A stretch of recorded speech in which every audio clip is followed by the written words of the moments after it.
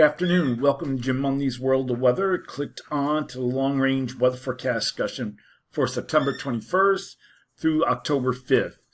We're going to look at the period for September 21st to the 25th. And this is what we're forecasting here. We have a trough here moving into the northwest and over the northeast.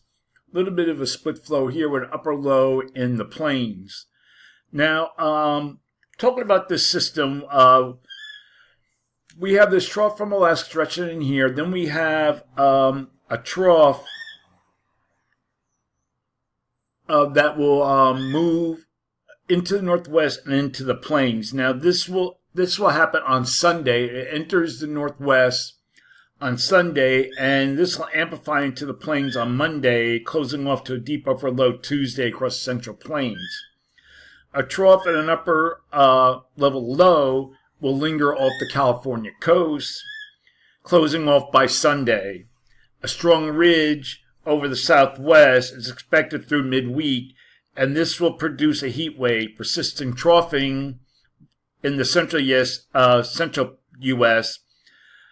Ahead of an approaching trough will bring possible local heavy rain to the southern states Sunday and Monday. We can look at that at the surface. Okay, we go to the surface here. And you can see we have the rain here. This is the European. Here's the GFS. Here's the European ensembles. Okay, and then it'll remain cool across the eastern state along the east coast. We're going to look at the period for September 26th to the 30th. Go back to the map, 26th to the 30th.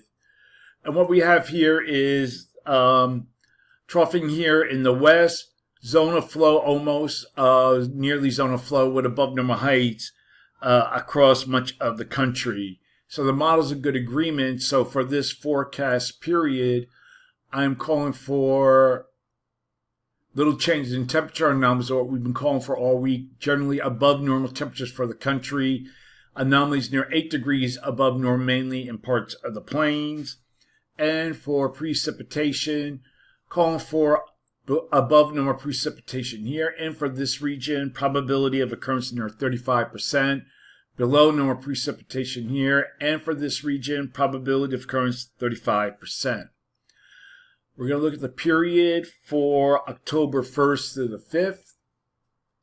And what we have here generally, again, which has been the case, if you look at the ensembles, zone of flow at above normal heights. We look at the GFS, has an upper low here off the west coast that is lingering there. Trough here across southeast Gulf of Mexico. And with a zone of flow across with above normal heights across the remainder of the country.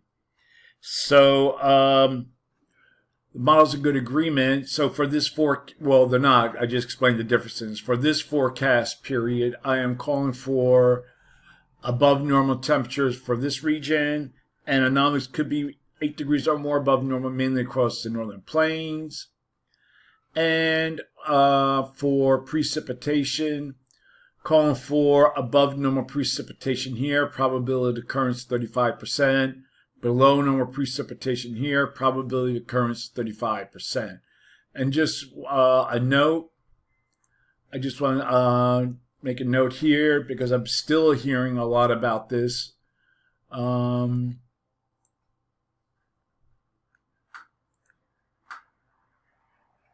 on a second. Please don't leave your kids and your pets in the car for any period of time. I've been hearing a lot about, haven't much heard about dogs or any animal, but mostly about kids. Kids are dying in the heat, in the extreme heat. Do not leave them in the car. Look before you lock. Okay, we're going to take a look at the hurricane. We're going to take a look at Tropical Storm Gabriel. Hold on.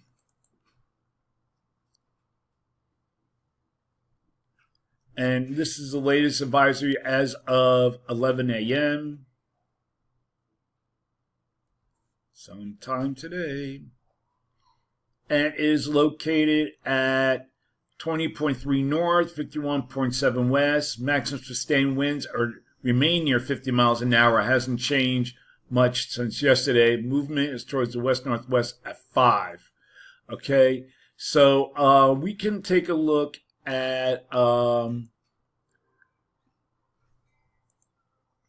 of the models, what they say about this.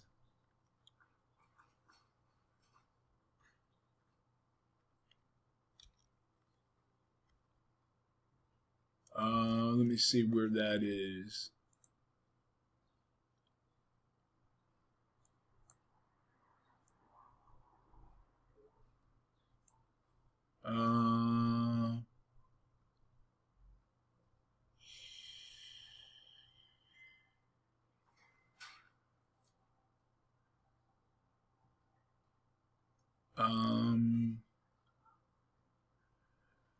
Where is, oh, here it is.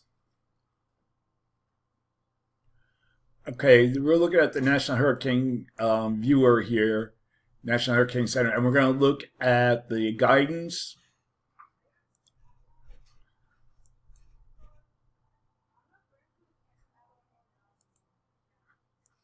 How come it's not coming up with it? Okay,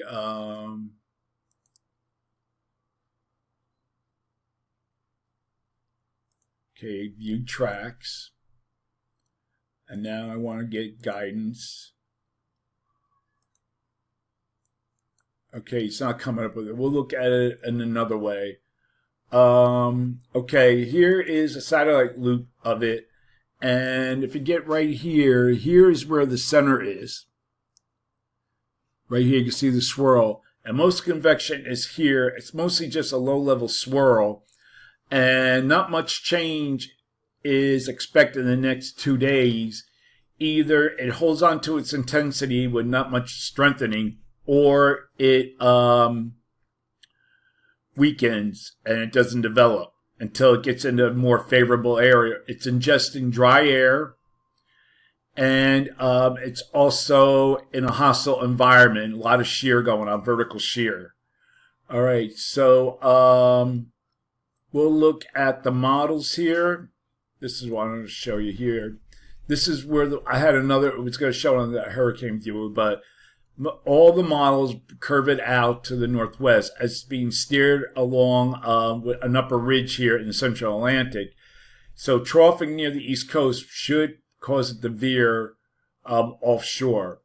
We'll take a look at another one. See, most of it, one model here comes up a little bit further to the west, but then eventually curves it all out. All right, so we'll see what the models say about this. And of course, I lost my models. Okay, hold on a second. We'll try it again.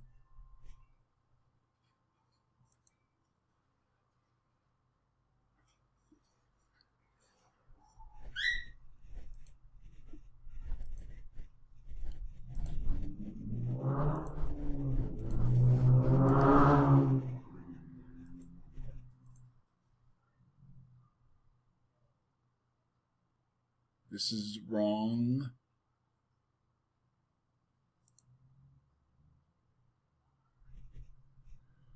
Okay, let me see.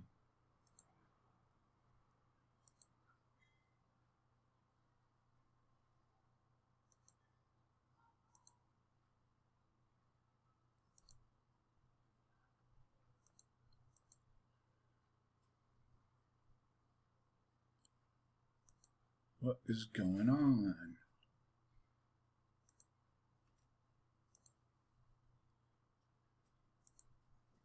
Okay, well, I showed you some of the models here. It's giving me a problem right now.